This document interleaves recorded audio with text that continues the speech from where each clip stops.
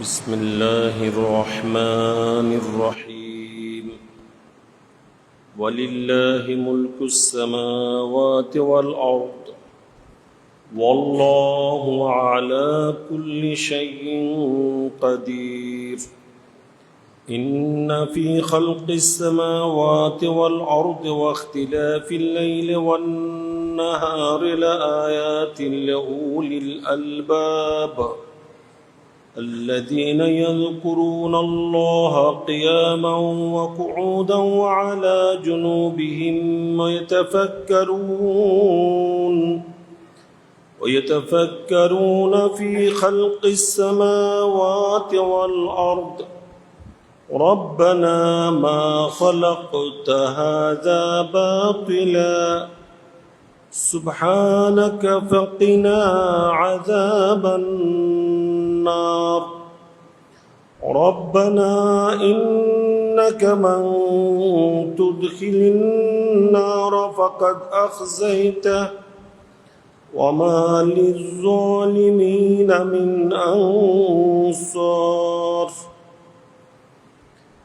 صدق الله المولانا العلي العظيم وصدق رسوله النبي الحبيب المكين الأمين ونحن على ذلك لمن الشاهدين والشاكرين والمطمئنين والحمد لله رب العالمين مولاي صل وسلم دائما أبدا على حبيبك خير الخلق كلهم يا أكرم الخلق ما لي من ألوذ به سواك عند حلول الحادث الأممي صلى الله على النبي الأمي وآله صلى الله عليه وسلم صلاة وسلاما عليك يا رسول الله صلى الله على النبي الأمي وآله صلى الله عليه وسلم صلاة وسلاما عليك يا رسول الله صلى الله على النبي الأمي وآله صلى الله عليه وسلم صلاة وسلاما عليك يا رسول الله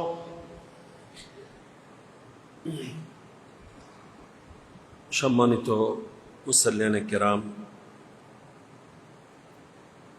পবিত্র জুলকাদা জিলকদ চাঁদ, যেটাকে আমরা জিলকদ চাঁদের নামে বলি, আর এই বছরের একাদশ মাস, শাহরে হারাম, হজের মাস এবং অতীব গুরুত্বপূর্ণ একটা মুহূর্ত, যে মুহূর্তে সারা পৃথিবীর আনাচে কানাচে থেকে আল্লাহর ইমানদার বান্দারা আল্লাহর প্রেমে পাগল হয়ে দুনিয়ার সব কিছুর মায়া বিসর্জন দিয়ে সব কিছুর ঊর্ধ্বে আল্লাহ এবং রসুলের ভালোবাসা, মহব্বত, মায়াকে প্রাধান্য দিয়ে, স্থান দিয়ে মরার আগে মরার ভান ধরে কাফন সাদৃশ দুটুকরা কাফনের কাপড় পরিধান করে লব্বাইক আল্লাহুম্মা লব্বাইক লব্বাইক লা শারীকা লাক লব্বাইক ইন্নাল হামদা ওয়ান নি'মাতা লাক ওয়াল মুলক লা শারীকা লাক, বিশেষ এই দোয়া ইসিম তালবিয়া পড়ে পড়ে আল্লাহর রোজায় পাক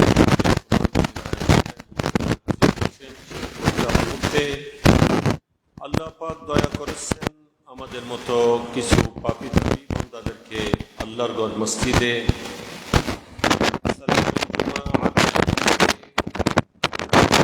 কোরআন ও হাদিসের বয়ান শুনে নিজের জীবনকে আলোকিত করার উদ্দেশ্যে হাজির উপস্থিত হওয়ার তৌফিক দান করেছেন, আলহামদুলিল্লাহ। আমরা কোরআনে পাকের যে ধারাবাহিক তাফসীর করে আসছি সেই মোতাবেক আজকে 189 থেকে 192 পর্যন্ত আয়াতের তাফসীর সংক্ষিপ্ত আলোচনা ব্যাখ্যা পেশ হবে। আল্লাহ পাক সুবহানাহু ওয়া তাআলা সহি শুদ্ধ বর্ণনা করার শোনার সে মোতাবেক আল্লাহ পাক যেন দয়া করে আমাদেরকে আমল করার তৌফিক দান করেন। আল্লাহ পাক পরওয়ারদিগার আলম বিশ্বজাহানের মালিকানা, রাজত্বী, ক্ষমতা একমাত্র যে আল্লাহর, সেই বর্ণনা দিয়েছেন এবং আল্লাহর সৃষ্টি জগৎকে নিয়ে গবেষণা করা, ফিকির করা, চিন্তা ভাবনা করা, যার মাধ্যমে বন্দা আল্লাহর ক্ষমতা, আল্লাহর শক্তি, আল্লাহর মহানত্ব, আজমতকে বুঝতে পারবে এবং বন্দা আল্লাহর দিকে নত হবে। সেই কথাগুলো এখানে আজকে আয়াতসমূহের মধ্যে ব্যক্ত হবে। রব্বুল আলামিন ঘোষণা দিচ্ছেন, ওয়ালিল্লাহি মুলকুস সামাওয়াতি ওয়াল আরদ, আল্লাহরই জন্য আসমান ও জমিনের বাদশাহী, রাজত্বী। ওয়াল্লাহু আলা কুল্লি শাইইন কাদির, এবং আল্লাহ তাআলা সবকিছুর উপর শক্তিমান। তো এখানে রব্বুল আলামিন জানিয়ে দিচ্ছেন যে আসমান সমূহ এবং জমিন সমূহের বাদশাহী, রাজত্বী, মালিকানা একমাত্র আল্লাহরই। মালিকে হাকিকি একমাত্র আল্লাহ। তো এখন যে আমরা বিভিন্ন জায়গার মালিকানা দাবি করি বা বিভিন্ন রাষ্ট্রের বাদশা বলি, এগুলা সব মজাজি অর্থে, রূপক অর্থে। তাই হাকিকত মজাজ এগুলা বুঝতে হবে, না হয় সমস্যায় পড়বেন। হ্যাঁ, আল্লাহ তাআলা মালিক, তবে আল্লাহ হচ্ছেন আসল মালিক। এরপরও অনেকে মালিক হতে পারে, যেমন নাকি বাংলাদেশ একটা রাষ্ট্র, এই রাষ্ট্রের মালিক সরকার। আবার এই রাষ্ট্রের আওতাধীন যারা আছে তারাও খণ্ড খণ্ড বিভিন্ন জায়গার মালিক হয়ে থাকেন। তো এটা কারো চিরস্থায়ী মালিকানা নয় এবং এটা কারো আসলই মালিকানা নয়। আসল মালিক একমাত্র আল্লাহ। আল্লাহ পাক সুবহানাহু ওয়া তাআলা কাউকে দান করলে উনিও মালিক হয়ে থাকেন। তো আমাকে আপনাকে দিলে আমি আপনি যেভাবে মালিক হয়ে থাকি, এভাবে আল্লাহ বলছেন আমি আমার রসুলকেও সবকিছুর মালিকানা দিয়েছি। তাই রসুলকেও মালিক বললে কোনো সমস্যা নেই। আপনি মালিক হতে পারলে রসুল কেন হতে পারবেন না? এখানে অনেকে শিরিকের গন্ধ খুঁজে। এখানে শিরিকের গন্ধ খোঁজার কোনো দরকার নেই। আল্লাহ যে মালিক, সেটা হচ্ছে মালিকে হাকিকি। রসুলকে আল্লাহ যদি আল্লাহ মালিক বানিয়েছেন, এটা হচ্ছে মালিকে মাজাজি। এই জন্য আলা হযরত রাদিয়াল্লাহু তাআলা এটাকে একটা শেয়ারের মধ্যে অত্যন্ত সুন্দরভাবে বলেছেন, খালিকে কুল নে আপকো মালিকে কুল বানা দিয়া। खालिके कुल ने आपको मालिके कुल बना दिया, दोनों जहां है आपके कब्जा व इख्तियार में। আল্লাহ মালিক, আল্লাহ আমার নবীকে সবকিছুর মালিকানা দিয়েছেন। আল্লাহ মালিক হাকিকি, আল্লাহকে কেউ মালিক বানাননি, আল্লাহ নিজ থেকে মালিক। আর আমার নবী মালিক, এটা মালিকে মাজাজি। নবীকে মালিক আল্লাহ বানিয়েছেন বলে নবী মালিক হয়েছেন, কিন্তু আল্লাহকে মালিক কেউ বানাননি। আল্লাহটা হচ্ছে সত্তাগত, নবীটা হচ্ছে আল্লাহ প্রদত্ত। এবং আল্লাহ বলছেন আল্লাহু আলা কুল্লি শাইইন কাদির, আল্লাহ সর্বশক্তিমান, অর্থাৎ আল্লাহ সবকিছুর উপর কুদরত রাখেন। আল্লাহর বাদশাহী, আল্লাহর মালিকানার মধ্যে আল্লাহ যাকে ইচ্ছা তুতিল মুলকা মান তাশা ওয়া তানজিউল মুলকা মিম্মান তাশা। আল্লাহ বলেন যাকে ইচ্ছা আমি তাকে মালিক বানাই, বাদশা বানাই, আমার রাজ্য দিয়ে থাকি। যার থেকে ইচ্ছা আবার রাজ্য কেড়ে নিয়ে থাকি। আমরা দেখতে পাচ্ছি ক্ষমতা অনেকে ছিল, চলে গেছে, অনেকে আছে, হয়তো থাকবে না, চলে যাবে। তাই এটা মালিকানা কে দিয়ে থাকেন? বাদশাহী আল্লাহ দিয়ে থাকেন, দেওয়ার ক্ষমতা আল্লাহর আছে না নাই? এই নয় যে আল্লাহ মালিক, আল্লাহর কাউকে দিতে পারেন না, সেরকম নয়। আল্লাহ বলছেন আমি সর্বশক্তিমান, আমি দেওয়ারও ক্ষমতা রাখি। সুবহানাল্লাহ। এর পরবর্তী আয়াতের মধ্যে আল্লাহ তাআলা ইরশাদ করছেন, ইন্না ফি খালকিস সামাওয়াতি ওয়াল আরদ, নিশ্চয় আসমান সমূহ এবং জমিন সৃষ্টির মধ্যে, ওয়াখতিলাফিল লাইলি ওয়ান নাহার, এবং রাত্র দিনের ভিন্নতা পরিবর্তনের মধ্যে, লা আয়াতিল লিউলিল আলবাব, নিশ্চয় সেখানে অনেক কুদরতের নিদর্শনাদি রয়েছে যারা বিবেকবান তাদের জন্য। সুবহানাল্লাহ। আল্লাহ তাআলা বলছেন, আল্লাহ যে আসমান সমূহ সৃষ্টি করেছেন, একটা দুইটা নয়, 7টা আসমান, বেগাইরে আমাদিন তারাউনাহা। আল্লাহ বলছেন আমি এমন ভাবে আসমানগুলো সৃষ্টি করেছি সেখানে কোনো ঠুনি তোমরা দেখতে পাবে না, কোনো পিলার নেই। আমি প্রায় সময় বোঝানোর জন্য বলি, এই যে আমাদের এই মসজিদ পাশে হয়তো 142 ফিট, এদিকে কত, 40 ফিট। এই মসজিদের মধ্যে যারা মসজিদ নির্মাণ করেছেন, বিশেষ করে আমাদের যিনি সভাপতি মহোদয়, উনি ইঞ্জিনিয়ারও, হয়তো এই মুহূর্তে ওনাকে প্রশ্ন করলে পিলার কয়টা উনি বলতে পারবেন না, কারণ পিলার এত বেশি। তারপরে এই মসজিদের পিলার কিন্তু খুব কম, এত কম পিলারে এত বড় মসজিদ খুব কমই আছে। এরপরও পিলার কয়টা আমাদেরকে হয়তো হিসাব করে বলতে হবে, কিন্তু এত বিরাট আসমান, শুরু শেষ এখনো কি বিজ্ঞান আবিষ্কার করতে পেরেছে যে আসমান কত কত ফুট দৈর্ঘ্য প্রস্থ? কেউ কারো জানা আছে? জানা নেই। কিন্তু এই আসমান এটা হালকা পাতলা নয়, এটার যেটা এই হাইট, এইটাও কিন্তু অতিক্রম করতে 500 বছর সময় লাগবে। একটা দ্রুতগামী ঘোড়ায় যদি কেউ সওয়ার হয়ে অতিক্রম করে, 500 বছর যেতে যতদূর আসমানের হাইট তত দূর, এবং এক আসমান থেকে আর এক আসমানের দূরত্ব তত দূর। এইভাবে 7টা আসমান রয়েছে। বড় বড় দামি ধাতু দিয়ে আল্লাহ তাআলা এই আসমান সমূহকে সৃষ্টি করেছেন, কিন্তু সেখানে কোনো পিলার ব্যবহার করা হয় নাই। এবং আল্লাহ তাআলা বলছেন, তোমরা আমার আসমানের দিকে তাকাও, আমার আসমান, আমি যে আকাশ তৈরি করেছি সে আকাশের দিকে দৃষ্টি দাও। সূরা মুলকের মধ্যে আল্লাহ তাআলা বলছেন, এবং বারবার দৃষ্টি দাও, বারবার তাকাও, বারবার দেখো, কিন্তু তোমাদের চক্ষু দৃষ্টি ফিরে আসবে, সেখানে কোনো ত্রুটি খুঁজে পাবে না। এত নিখুঁত ভাবে আমি এটাকে তৈরি করেছি। সুবহানাল্লাহ। এগুলো আল্লাহর কুদরত নয় কি? আল্লাহ বলছেন এইগুলার মধ্যে আমার বড় বড় কুদরতের নিদর্শনাদি রয়েছে। এভাবে আমি যে জমিন সৃষ্টি করেছি, পৃথিবী, ভূগর্ভ তৈরি করেছি, এই পুরা পৃথিবীর মধ্যে কত কিসিমের, কত রকমের, কত কিছু আছে, সৃষ্টির কোনো শেষ আছে? মানুষের মধ্যে কত প্রকারের মানুষ, উদ্ভিদের মধ্যে কত প্রকারের উদ্ভিদ। আপনি মাছের মধ্যে যান, মাছের কোনো প্রকারের শেষ নাই। চিংড়ি মাছের মধ্যে কত প্রকারের চিংড়ি মাছ। এই যে আমের দিন, এখন আমের মধ্যে কত প্রকারের আম। প্রত্যেকটা কিছুর মধ্যে এত ভিন্নতা, এত কারুকার্য, এত সৌন্দর্য। এই যে পৃথিবীর মধ্যে যা কিছু দেখেন, প্রত্যেকটা কিছুর মধ্যে আল্লাহ তাআলার মহান কুদরত বিদ্যমান।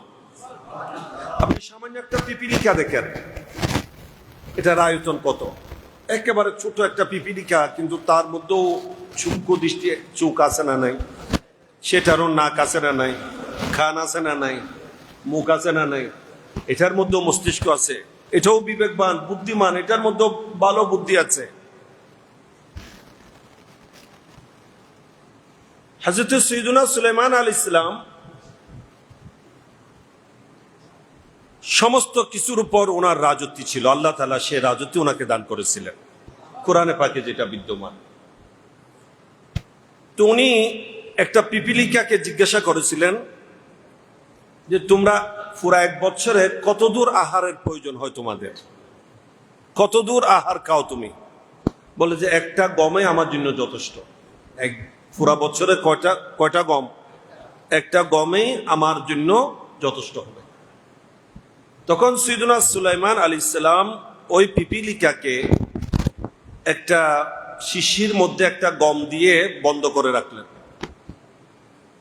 বলে যে 1 বছর পর এটাকে খুলব, দেখবো এটা বেঁচে আছে কিনা।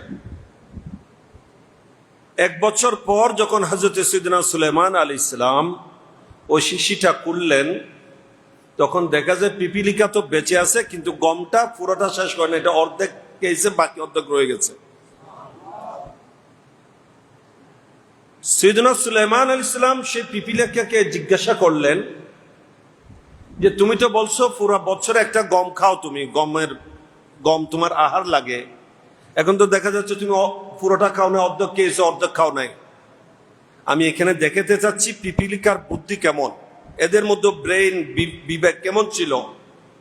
পিপিলিকাটা উত্তর করেছিল যে হুজুর, আপনি পুরা দুনিয়ার উপর বাদশাহী করতেছেন, আমি একটা পিপিলিকাকে 1 বছরের জন্য একটা শিশির মধ্যে যে আবদ্ধ করেছেন, 1 বছর পর্যন্ত এটা যে আপনার মনে থাকবে, এত ঝামেলার মধ্যে, এত ব্যস্ততার মধ্যে, এটার কোনো নিশ্চয়তা নেই। সেজন্য একটু হিসাব করে খেয়েছি, অর্ধেক খেয়েছি, বাকি অর্ধেক রেখে দিয়েছি, যাতে আপনি বলে গেলেও আমি আরেকটা বছর যাতে বেঁচে থাকতে পারি।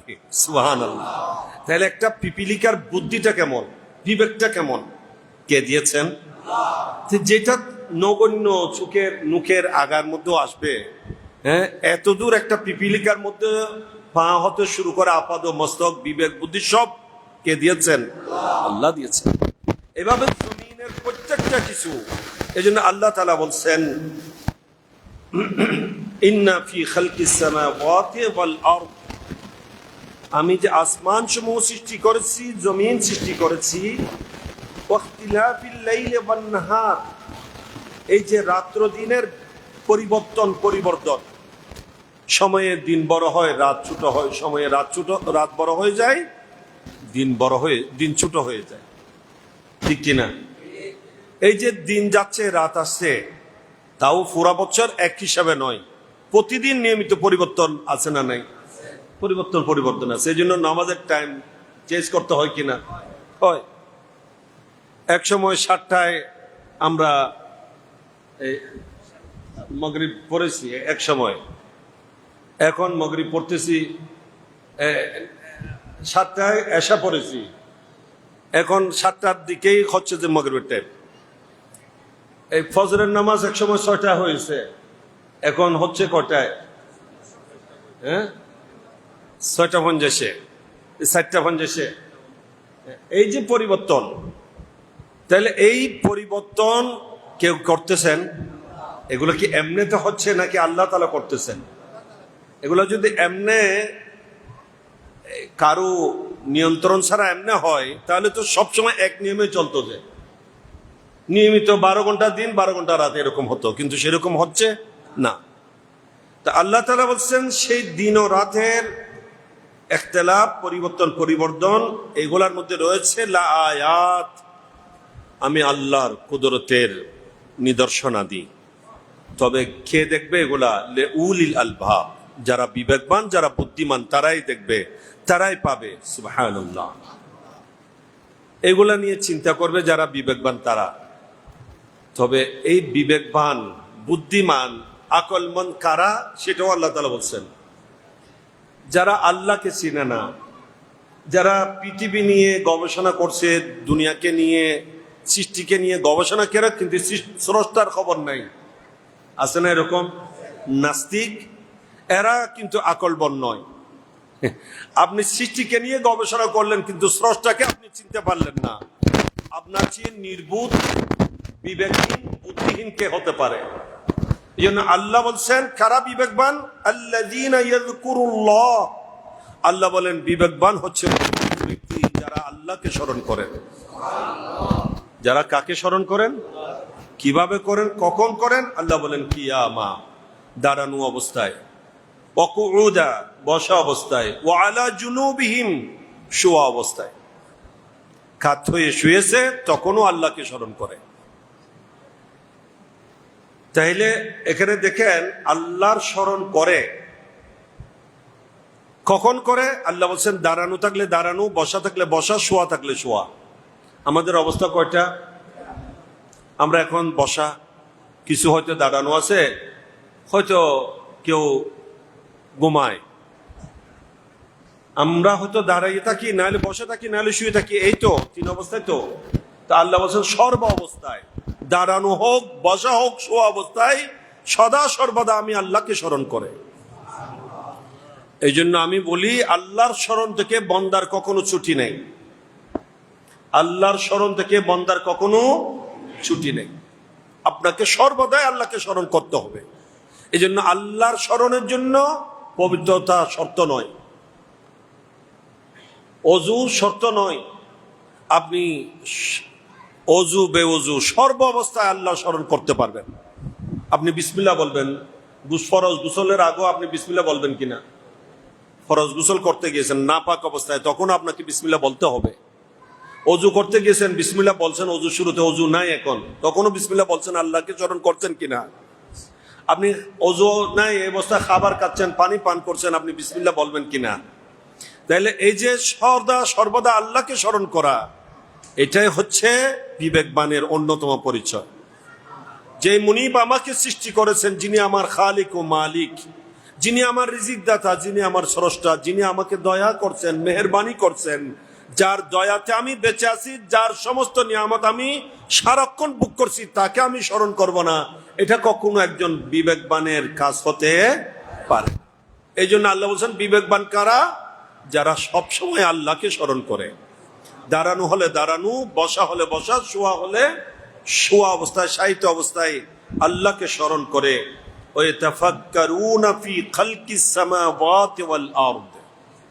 এরপর আল্লাহ তাআলা বলছেন তারা তাফাক্কুর করে, গবেষণা করে।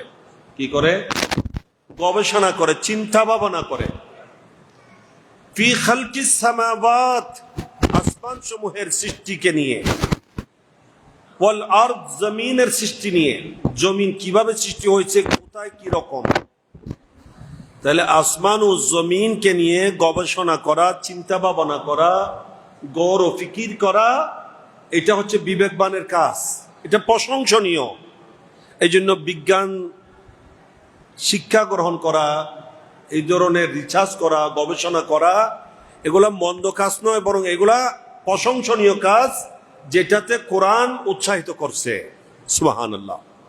আল্লাহ তাআলা বলছেন সত্যিকার যারা বিবেকবান, তারা খাবার খাচ্ছে সে সময়ও খাবারকে নিয়ে গবেষণা করবে, যে এই খাবার কোথায় ছিল, কোত্থেকে কেমনে আমার ঘরে এসেছে, আমার সামনে এসেছে, আমার হাতে এসেছে, আমার মুখে যাচ্ছে, কে দিচ্ছেন এই খাবার, কোথায় ছিল, কোত্থেকে, কোথায় আমাকে এই খাবার পৌঁছে দিয়েছেন, যিনি পৌঁছাচ্ছেন উনি তো আমার রব। সুবহানাল্লাহ। এই চিন্তা ভাবনা করবে। এভাবে আসমানকে নিয়ে গবেষণা করবে, জমিনকে নিয়ে গবেষণা করবে। তাই ভূমিতত্ত্ব নিয়ে গবেষণা করা, লেখাপড়া করা, এগুলা নিয়ে গবেষণা করা, রিসার্চ করা, এগুলা প্রশংসনীয়। কারণ এগুলা যখন বন্দা করবে, তখন বন্দা বুঝতে পারবে আল্লাহর কুদরত কেমন, আল্লাহর শক্তি কেমন, আল্লাহর মহানত্ব কেমন, আল্লাহর ক্ষমতা কেমন, পাওয়ার কেমন, এটা বন্দা বুঝতে পারবে। ঠিক কিনা? যে এতদূর চিন্তা ভাবনা করে না, সে মনে করবে আল্লাহ আমার মতো, নাউজুবিল্লাহ। আল্লাহর কেমন কুদরত, কেমন শক্তি, কেমন পাওয়ার, কিভাবে আল্লাহ পাক সুবহানাহু ওয়া তাআলা সারা সৃষ্টি জগৎকে সৃজন করেছেন, সাজিয়েছেন, সুজলা সুফলা বানিয়েছেন, এগুলোর মধ্যে পরিবর্তন করেন, এক সিজনে একরকম, আরেক সিজনে আরেক রকম। এই যে কিছুদিন আগে গাছপালা দেখা গেছে একেবারে সবাই, সবকিছু শুকিয়ে কাষ্ট হয়ে গেছে, মনে হচ্ছে যেন প্রাণেই নেই, মরে গেছে। কিন্তু আবার আল্লাহ পাক সুবহানাহু ওয়া তাআলা আকাশ থেকে সেই রহমতের বারিধারা বর্ষণ করে আবার যেন সবগুলাকে জিন্দা করে দিয়েছেন। তো আল্লাহ বলেন বান্দা দেখো, আমি মরা জিনিসকে, জগতে জমিন মরে গেছে, এটাকে যেভাবে আবার জীবিত করছি, এইভাবে তোমাদেরকে আমি আবার মরার পর জিন্দা করব।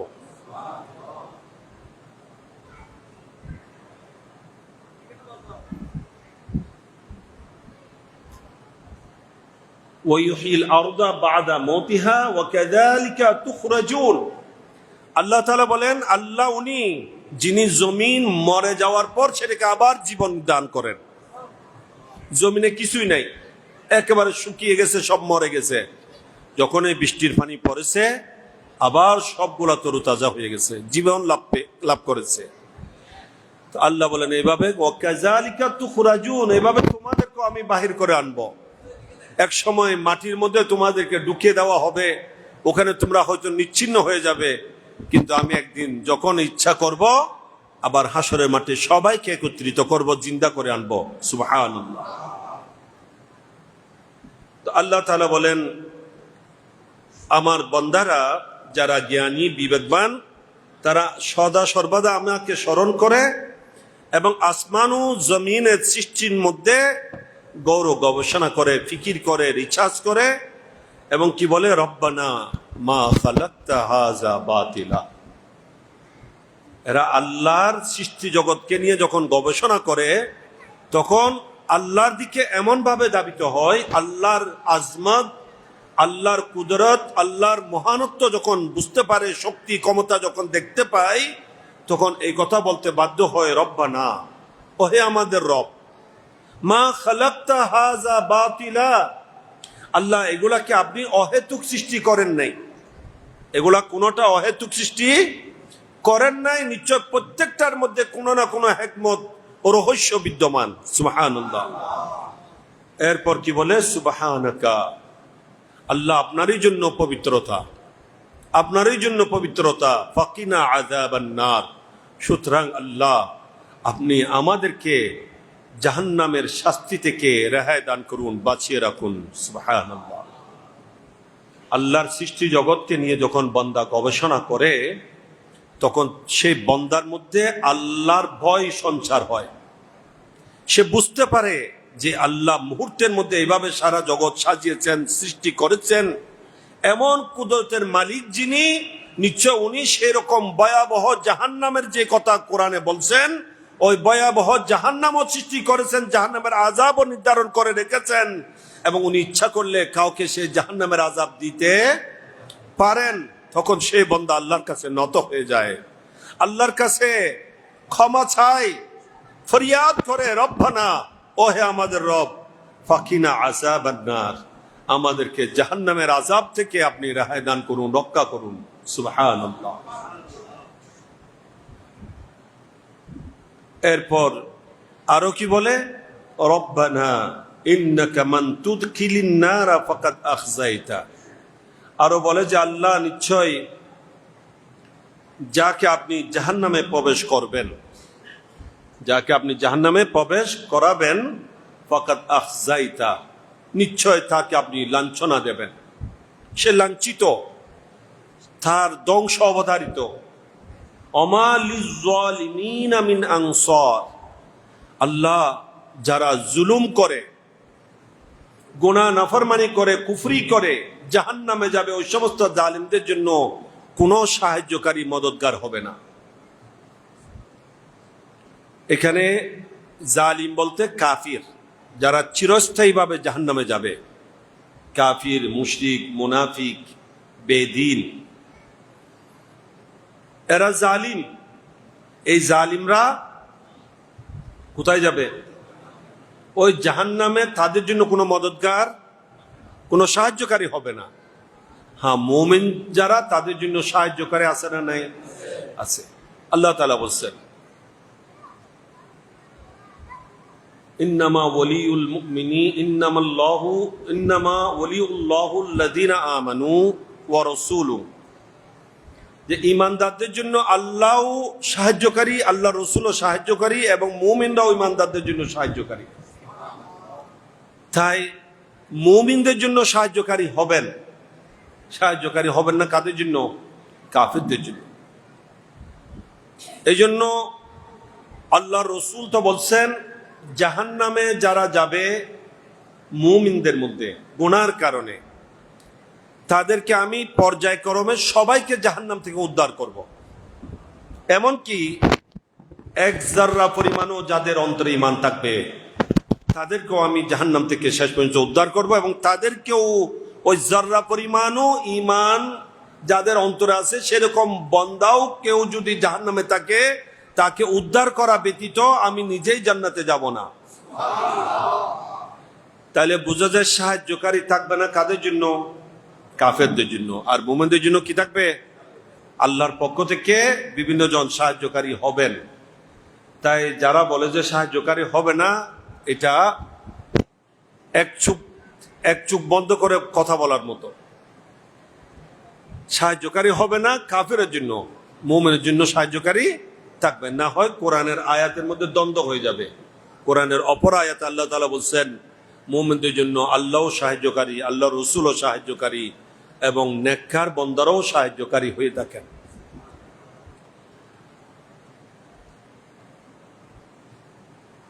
তো আল্লাহ পাক পরওয়ারদিগার আলম এখানে আমাদেরকে এই কথাগুলা শিক্ষা দিয়েছেন যে আমরা আল্লাহর কুদরত নিয়ে, আল্লাহর সৃষ্টি জগৎকে নিয়ে আমরা গবেষণা করি, ফিকির করি, চিন্তা ভাবনা করি, রিসার্চ করি, যার মাধ্যমে আমরা আল্লাহর শান, মান, মর্যাদা, কুদরত, পাওয়ার, ক্ষমতা সবকিছু অনুধাবন করতে পারি, বুঝতে পারি, এবং যার মাধ্যমে আমাদের অন্তরে আল্লাহর প্রেম, মহব্বত সৃষ্টি হবে এবং আল্লাহর ভয়ও সঞ্চার হবে।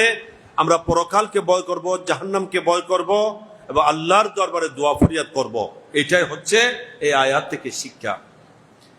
এই দোয়া এখানে এত দূরে শেষ নয়, সামনেও দোয়া রয়েছে, আরো অনেক লম্বা দোয়া বন্দারা করে থাকেন। এমনকি বুখারী শরীফের মধ্যে হাদিস আছে, আল্লাহর পেয়ারা নবী যখন তাহাজ্জুদের সময় গভীর রাতে উঠতেন, নবী তাহাজ্জুদের সময় উঠলেই এই আয়াত সূরা আলে ইমরানের 190 থেকে 194 নং এই পাঁচটা আয়াত আল্লাহ নবী তিলাওয়াত করতেন। ইন্না ফি খালকিস সামাওয়াতি ওয়াল আরদ, এখান থেকে ইন্নাকা লা তুখলিফুল মিআদ, এই তদুর আয়াত আল্লাহ নবী যখন এই রাত্রে ঘুম থেকে জাগ্রত হতেন, তাহাজ্জুদের জন্য উঠতেন, তখন আল্লাহ নবী নিয়মিত এই আয়াতগুলা তিলাওয়াত করতেন। তাই যাদের গভীর রাতে ওঠার, তাহাজ্জুদের জন্য নিয়মিত ওঠার অভ্যাস আছে, তারা নবীর এই সুন্নতটা আদায় করতে পারেন। সূরা আলে ইমরানের 190 থেকে 194 নং আয়াত আপনি জাগ্রত হয়ে তেলাওয়াত করবেন, আল্লাহ নবীর সুন্নত আদায় হবে এবং সওয়াবেরও ভাগী হবেন। আল্লাহ পাক তৌফিক দান করুক। তো এখান থেকে আমরা শিক্ষা পাচ্ছি যে আল্লাহকে জানা, আল্লাহর সৃষ্টি জগৎকে গবেষণা করে আল্লাহর সম্মান বোঝা, এটা হচ্ছে বিবেকবান বুদ্ধিমানের কাজ।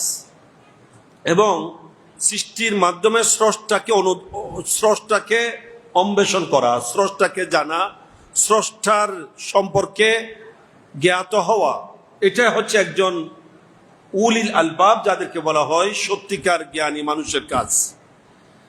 এবং এখান থেকে আরেকটা মসলা আমরা বুঝতে পারি যে আমরা যখন আল্লাহর দরবারে দোয়া ফরিয়াদ করতে যাব, আগে আল্লাহর কিছু তারিফ প্রশংসা করব।